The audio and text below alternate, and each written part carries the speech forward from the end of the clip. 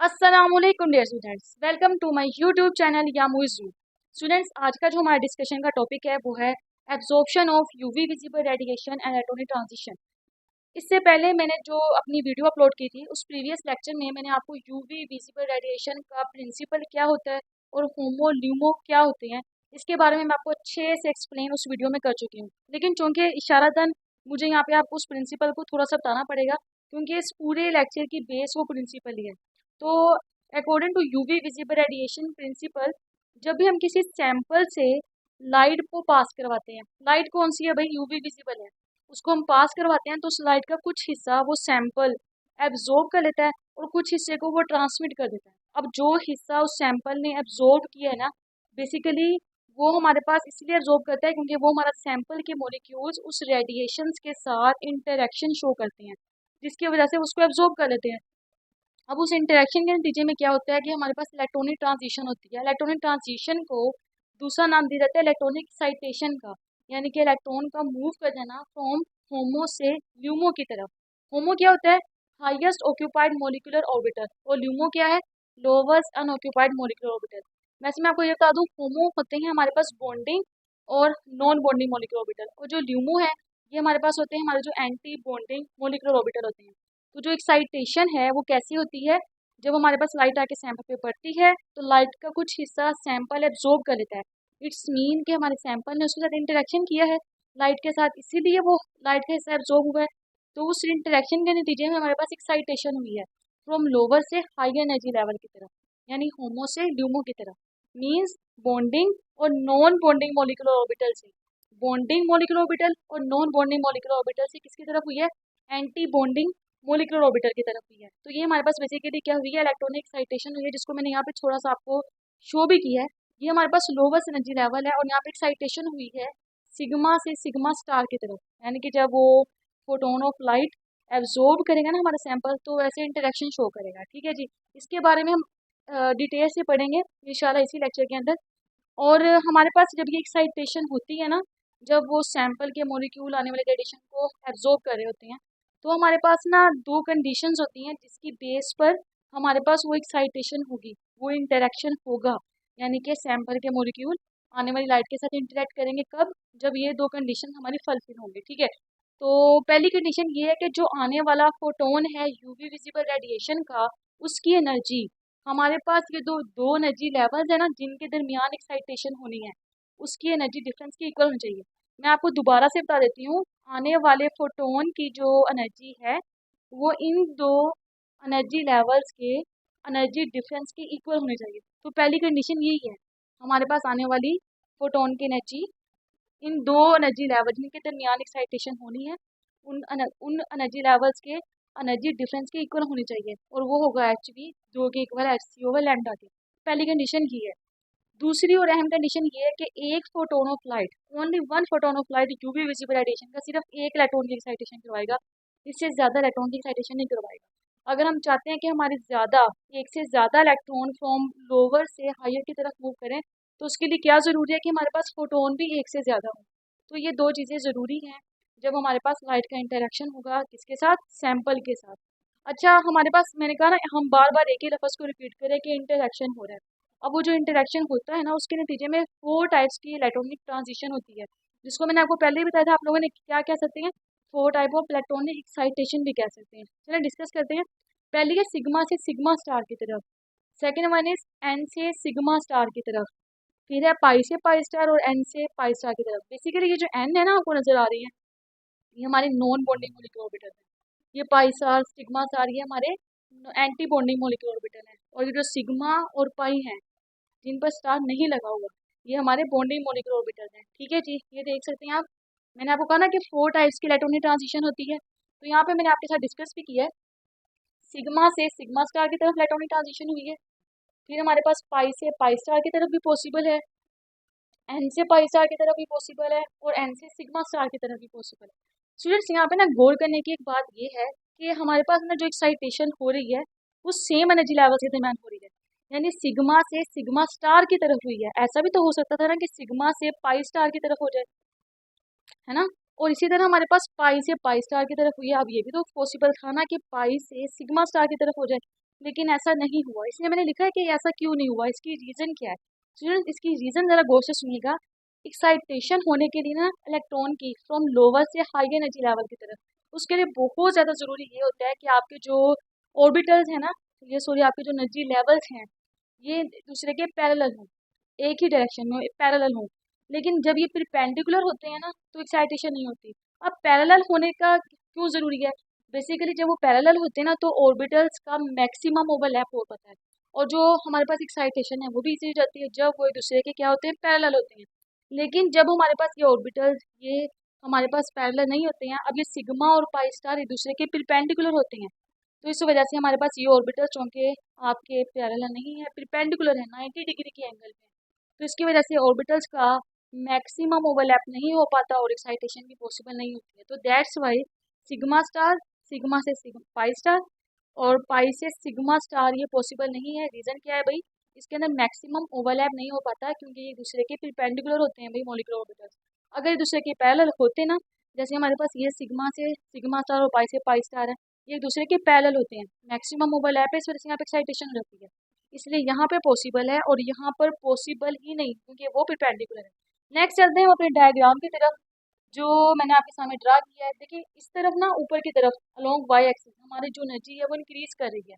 सबसे पहले सिग्मा और पाई ये हमारे बॉन्डिंग मॉलिक्यूलर ऑर्बिटल कहलाते हैं।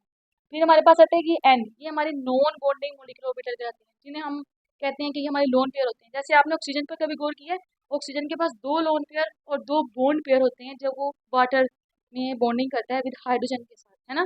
तो ये वो वाले होते हैं नॉन बॉन्डिंग मॉलिक्यूलर ऑर्बिटल। और जो बॉन्डिंग मॉलिक्यूलर ऑर्बिटल होते हैं ये हमारे पास सिग्मा बॉन्डिंग बनाते हैं। ये हम आगे डिस्कस करेंगे इंशाल्लाह एग्जांपल्स में। फिलहाल आप इस डायग्राम को समझे चलिए। फिर आते हैं कि एंटी बॉन्डिंग मॉलिक्यूलर ऑर्बिटल कौन से होते हैं, तो हमारे जो पाई स्टार और सिग्मा स्टार है ये हमारे एंटी बॉन्डिंग मॉलिक्यूलर ऑर्बिटल होते हैं। अब इसमें एक्साइटेशन होती है, कैसे होती है ये तो मैं आपके साथ डिस्कस कर चुकी, और कौन सी पॉसिबल नहीं है वो भी डिस्कस कर चुकी। अब इनको अगर एनर्जी के लिहाज से अगर इनको अरेंज करें ना, अब मैंने यहाँ पे लेफ्ट से राइट की तरफ इंक्रीजिंग एनर्जी ऑर्डर में लिखा है, यानी कि सबसे ज़्यादा जो एनर्जी होगी ना वो इसकी है, सिग्मा से सिग्मा स्टार। और ये क्लियरली आप इस डायग्राम में देख भी सकते हैं, सबसे ज़्यादा एनर्जी के जो लेवल हैं वो इसके अंदर एक्साइटेशन में हुई है सिग्मा से सिग्मा स्टार की तरफ। उससे कम हमारे पास एनर्जी होगी पाई से पाई स्टार, यानी कि यहाँ से यहाँ वाली। उसके बाद एन से सिग्मा स्टार यानी कि ये वाली, और फिर एन से पाई स्टार वो है ये वाली। सबसे ज़्यादा कम एनर्जी का गैप इसके अंदर है। तो ये ऑर्डर आपको क्या बता रहा है, एनर्जी का, एनर्जी के लिहाज से मैंने इसको अरेंज किया है हमारे जो इलेक्ट्रॉनिक एक्साइटेशन हुई है ऑर्बिटल्स के अंदर। अच्छा जी, नेक्स्ट पॉइंट है हमारे पास, ये 4 टाइप की एक्साइटेशन होती है, ठीक है। लेकिन एक मज़े की बात ये है, इन 4 टाइप के इलेक्ट्रॉनिक ट्रांजिशंस में से भी ना 2 मोस्ट कॉमन है और 2 कॉमन नहीं है। तो उसकी रीज़न क्या है मैं आपको पहले बता देती हूँ। वो हमारी स्पेक्ट्रोफोटोमीटर, जिसके अंदर हम एनालिसिस करते हैं ना, यूवी विजिबल रेडिएशन को रखकर, अपने सैंपल को रखकर, उस इंस्ट्रूमेंट को ना स्पेक्ट्रोफोटोमीटर बोलते हैं। उसके अंदर रख के जब भी हम ये एनालिसिस कर रहे होते हैं ना, उसकी लिमिटेशन है कि वो 2 टाइप की शो करता है और अदर 2 टाइप्स की नहीं करता। तो इसकी रीज़न देखते हैं हम क्या होते हैं। अच्छा, जो 2 मोस्ट कॉमन है पहले वो देख लें। वो पाई से पाई स्टार और एन से पाई स्टार है। अच्छा, इसकी रीज़न क्या है कि वो क्यों ये शो करता है और ये वाली नहीं शो करता है, ये शो करेगा, ये नहीं शो करेगा। इसकी रीज़न मैंने आगे लिख दी है कि हमारे पास पाई से पाई स्टार ट्रांजिशन या एन से पाई स्टार ट्रांजिशन, इसमें एनर्जी की मिकदार कम चाहिए होती है, लो एनर्जी रिक्वायरमेंट होती है। तो इस वजह से वो ये वाले शो करता है, 200 से 800 नैनोमीटर ये रिक्वायरमेंट होती है। लेकिन अगर हम इसकी तरफ देखते हैं तो इसमें आप देखें एनर्जी की रिक्वायरमेंट हाई है, सिग्मा से सिग्मा स्टार और एन से सिग्मा स्टार की तरफ वो है 10 से 200 नैनोमीटर। तो ये हमारे स्पेक्ट्रोफोटोमीटर की लिमिटेशन है कि भाई वो ये शो नहीं कर रहा, तो जिसकी वजह से हमारे पास ये मोस्ट कॉमन है और ये लीस्ट कॉमन है। अब ऐसा नहीं है कि हमारा वो जो कंपाउंड है वो शो नहीं करेगा, वो ऑल 4 टाइप की एक्साइटेशन शो कर सकता है अगर उसकी एबिलिटी है। लेकिन बात किस पर आकर रुक जाती है, हमारे स्पेक्ट्रोफोटोमीटर पर उसकी लिमिटेशन है, उसकी कमज़ोरी है। जो हम लैब में यूज़ कर रहे होते हैं ना, अक्सर आप लोग देखते हैं, उसकी कमज़ोरी है कि वो क्या नहीं कर सकता, इतनी हाई एनर्जी की जो रेडिएशंस आ रही हो तो उसका एनालिसिस नहीं कर सकता, तो ये उसकी लिमिटेशन है। तो यहाँ पे मैंने आपके लिए कुछ एग्जाम्पल लिखी हैं ताकि आपका जो ये लेक्चर है वो अच्छे से क्लियर हो सके। तो आपकी पहली एग्जाम्पल है एथेनॉल की। देखिए एथेनॉल में आप देखें इसमें कौन कौन सी इलेक्ट्रॉनिक ट्रांजिशन पॉसिबल हैं, पहले तो आप ये सोचें। देखिए इसके अंदर ना सिग्मा से sigma star electronic transition possible है, या दूसरी इसमें पॉसिबल है एन से सिग्मा स्टार। क्यों भाई? इसके अंदर सिग्मा बॉन्ड है ना, देखें कार्बन का हाइड्रोजन के साथ या कार्बन का कार्बन के साथ, तो इस वजह से यहाँ पे सिग्मा से सिग्मा स्टार ट्रांजिशन पॉसिबल है। लेकिन इसके साथ एन से सिग्मा स्टार भी पॉसिबल है। क्यों? क्योंकि ऑक्सीजन के ऊपर भाई दो लोन पेयर हैं।